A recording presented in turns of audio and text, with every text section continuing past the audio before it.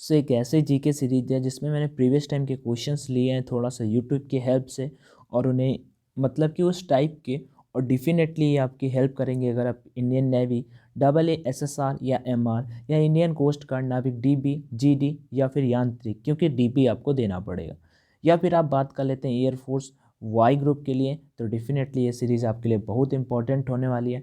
आज पार्ट 1 है, आप आए हो, डेफिनेटली आपको ज़्यादा से ज़्यादा 15 से 20 मिनट डेली देने होंगे वीडियो को, बट भाई इन फ्यूचर डेफिनेटली आपको बहुत फ़ायदा मिलेगा। सारी की सारी चीज़ें डिस्कस करता चलूँगा। पार्ट 1 है, आज कुछ बोलूँगा, इसके बाद आपका कभी भी टाइम वेस्ट करने का मेरा मोटिव नहीं रहेगा, सीधा क्वेश्चन से स्टार्ट करेंगे। ये PDF अगर आपको लेना है, कुछ नहीं करना होगा, आपको Telegram channel online education join करना पड़ेगा, जिसका लिंक डिस्क्रिप्शन बॉक्स में है। आगे चलते हैं, डिस्कस करते हैं। कोई क्वेरी हो तो कमेंट सेक्शन होता है, बाकी मैं PDF मतलब आप मुझे मेल कर सकते हैं, इंस्टाग्राम पे भी मुझसे पूछ सकते हो। General knowledge MCQ class number first, topic modern India and geography. 2 topic यहाँ पे मैंने पिक किए हैं, और ऐसे ही टॉपिक बाय टॉपिक यहाँ पे क्वेश्चंस कराता चलूँगा। आप सजेस्ट कर सकते हो कि भाई ऐसे न करा, कैसे करूँ, डेफिनेटली मैं उस पर थिंक करूँगा। अगर वो चीज़ सही है तो डेफिनेटली वैसा भी करेंगे। ठीक है, क्वेश्चन फर्स्ट से स्टार्ट करते हैं। बहुत जल्द आपको फेस कैम पे देखने को मिल जाऊँगा, थोड़ा सा भी टाइम लग रहा है, बट आप समझ सकते हो। क्वेश्चन नंबर फर्स्ट क्या है? जलियांवाला बाग हत्याकांड के विरोध में वायसराय की कार्यकारिणी परिषद की सदस्यता से किसने इस्तीफा दे दिया था? अब देखो, मैं यहाँ पे एक बात बता देता हूँ, मैं इंग्लिश पे नहीं पढ़ूंगा, हिंदी पे पढ़ता चलूँगा। आपके लिए आई थिंक आपको इतने में समझ में आ जाएगा। इंग्लिश वाले इंग्लिश में भाई पढ़ लेना, कोई दिक्कत का सीन नहीं है। क्वेश्चन नंबर फर्स्ट का right answer option number C होगा, शंकरन नारायण। ठीक है, अब जलियांवाला बाग हत्याकांड कब हुआ था? ये हुआ था 13 अप्रैल 1919 ईस्वी को, 13 अप्रैल 1919 ईस्वी को। और जो सबसे ज़्यादा क्वेश्चन पूछा जाता है, ये पूछा जाता है कि रविन्द्रनाथ टैगोर ने अपनी सर या नाइट की उपाधि जो थी वो इसी कांड के बाद मतलब कि वापस कर दी थी ब्रिटिशर्स को। तो इसीलिए मतलब 2 क्वेश्चंस यहाँ पे, 3 पहला नंबर, एक तो ये वाला कि हत्याकांड के विरोध में वायसराय की कार्यकारिणी परिषद की सदस्यता से किसने इस्तीफा दे दिया था? तो उनका नाम था शंकरन नारायण। अगला क्वेश्चन क्या था कि कब हुआ था जलियांवाला बाग हत्याकांड? MR या एयरफोर्स वाई ग्रुप के लेवल का, तो 13 अप्रैल 1919 ईस्वी को हुआ था। आगे बढ़ते हैं, नेक्स्ट क्वेश्चन इसी में कौन सा बना था कि सर व नाइट की उपाधि किसने दे दी थी? तो रविन्द्रनाथ टैगोर ने दे दी थी। नेक्स्ट क्वेश्चन की ओर बढ़ते हैं। क्वेश्चन नंबर सेकंड कि महात्मा गांधी ने पहला आमरण अनशन कब प्रारंभ किया था? कोई दिक्कत नहीं है, आपका इसका right answer option number A हो जाएगा। और भी ऑप्शन आप पढ़ सकते हो, बट मैं राइट वाले पे चलूंगा। अपना 2 का ऑप्शन नंबर A हो जाएगा। ठीक है, ये कब हुआ था, कहाँ पे किया था? महात्मा गांधी ने सबसे पहला भाई किया था ब्रिटिशर्स के अगेंस्ट। ठीक है, वो डेट थी 20 सितंबर 1932, 20 सितंबर 1932 को किया था। यरवदा जेल करके था, यरवदा आपका जेल का नाम था, वहाँ पे उन्होंने। और जो किसके अगेंस्ट में किया था? ब्रिटिश प्राइम मिनिस्टर, जिनका नाम था रैमजे रैमजे रैमजे मैकडोनाल्ड। ठीक है, मैकडोनाल्डो, जिनका नाम था रैमजे मैकडोनाल्डो। ठीक है, उनके अगेंस्ट में किया था। उसे हम बोलते हैं कम्युनल अवार्ड के समय, at the time of communal award. So question number मतलब 2 का right answer option number A हो जाएगा। नेक्स्ट का चलते हैं, और किसके मतलब रीजन क्या था? सांप्रदायिक निर्णय के विरुद्ध में किया था। किसके विरुद्ध में? सांप्रदायिक निर्णय के विरुद्ध में। नेक्स्ट क्वेश्चन नंबर 3 की ओर यहाँ पे बढ़ते हैं।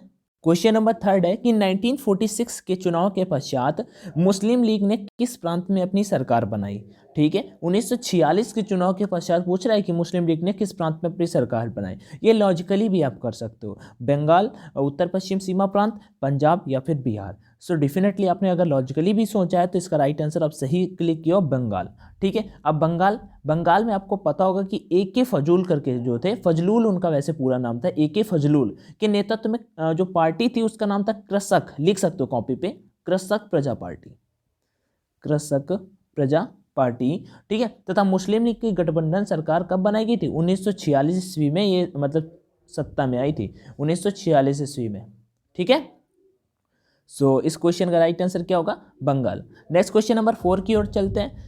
भारत सरकार अधिनियम 1935 में अंतर्विष्ट अनुदेश प्रपत्र इंस्ट्रूमेंट ऑफ इंस्ट्रक्शन को वर्ष 1950 में भारत के संविधान में किस रूप में समाविष्ट किया गया।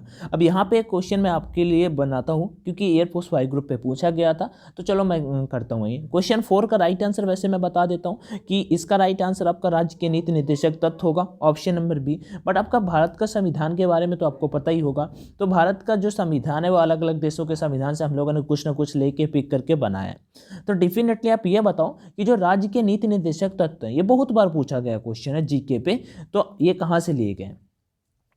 मूल अधिकार बता सकते हो, लेकिन मेरा आपका मेन क्वेश्चन ये है कि क्वेश्चन इसका 4 का right answer option number B है। लेकिन राज्य के नीति, ये क्वेश्चन जो मैंने टाइप कर रखा है ये इतना इंपॉर्टेंट नहीं है जितना राज्य के नीति निर्देशक तत्व इंपॉर्टेंट है, कि पूछा जाता है कि राज्य के नीति निर्देशक तत्व मतलब किस देश के संविधान से लिए गए हैं, या मूल अधिकार पूछा जा सकता है, मूल कर्तव्य पूछा जा सकता है आपसे।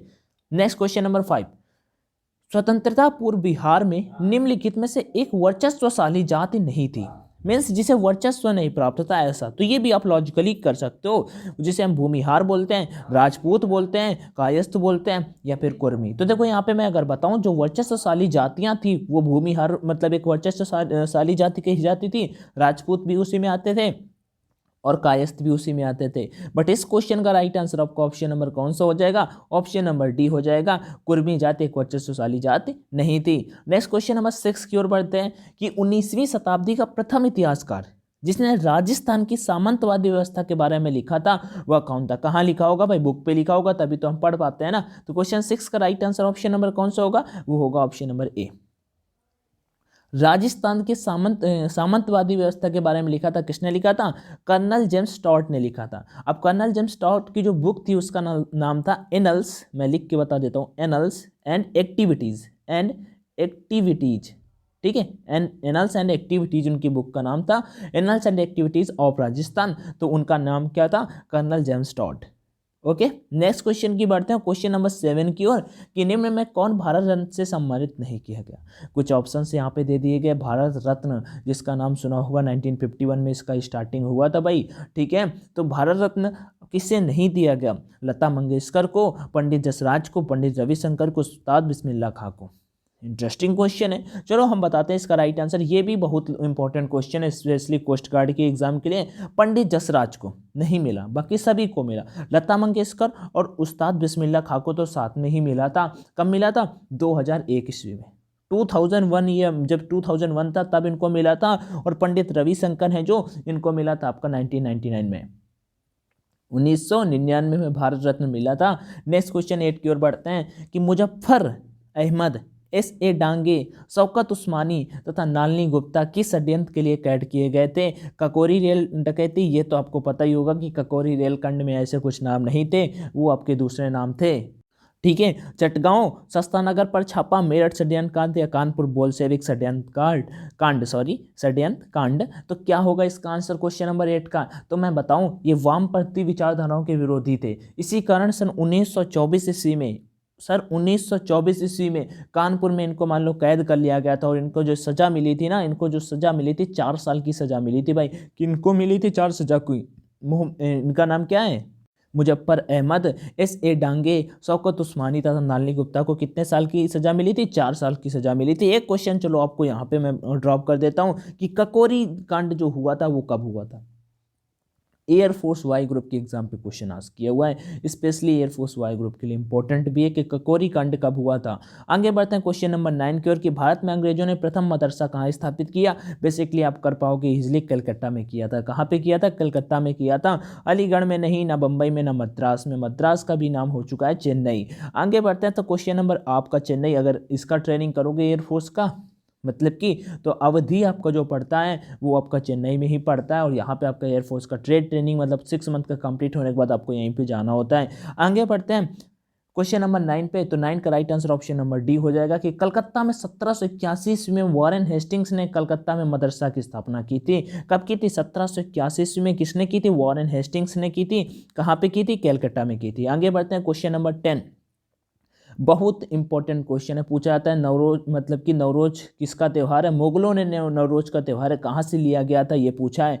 ठीक है, वैसे मैं बता दूं भाई 19 दिन का त्यौहार होता है, 19 दिन का त्यौहार मतलब मनाया जाता है। और मुगलों ने जो नवरोज का त्यौहार लिया वो पारसियों से लिया था। पारसी कहाँ से थे, पारसी आपका ईरान जिसे हम फारस बोलते हैं, वहाँ से लिया गया था। तो क्वेश्चन नंबर 10 का right answer option number A. Question number 11 बढ़ने से पहले मैं आपको कुछ बता देता हूँ, देन अपना यहाँ पे ज्योग्राफी स्टार्ट करते हैं। एयरफोर्स वाई ग्रुप के लिए, या फिर मैं बोलना चाहूँगा एयरफोर्स एक्स ग्रुप के लिए, या अप्रैल के लिए बेस्ट टेस्ट सीरीज यहाँ पे परीक्षा पे लॉन्च कर दी गई है। Basically navy AA, SSR, MR या कोस्ट गार्ड, नाविक, DB, GD किसी की भी प्रिपरेशन करते हो तो आपको बेस्ट टेस्ट सीरीज परीक्षा ऐप पे मिल जाएगी। कुछ ज़्यादा भाई प्राइस भी नहीं है 140, अब आप ज़्यादा भी समझ सकते हो कम भी समझ सकते हो। वैसे 140 नहीं है, इसका प्राइस 280 होता है, लेकिन अपना कूपन कोड जब बाई करोगे तो ऑनलाइन D50 डाल देना, आपको 50% का डिस्काउंट मिल जाएगा। 140 रुपये आप पे कर पाओगे और वहाँ पे ऑनलाइन टेस्ट लगा पाओगे, रैंकिंग देख पाओगे, आपसे कितने ऊपर आ रहे हैं कितने नीचे आ रहे हैं, वहाँ पे जैसे same to same exam pattern में क्वेश्चंस देखने को मिल जाएंगे। और सबसे बड़ी बात आप रैंकिंग देख पाओगे।